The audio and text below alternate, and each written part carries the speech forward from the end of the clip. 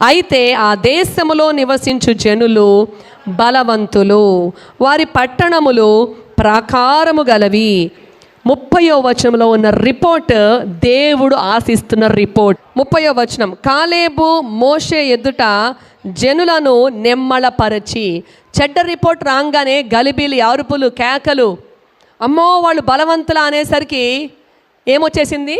గలిబిలు వచ్చేసింది. హల్లెలూయా. కాలేబు నిమ్మళపరచి ఒక్కటే మాట చెప్పారు, ఇంకా ఎక్స్ట్రాగా ఏం మాట్లాడలేదండి.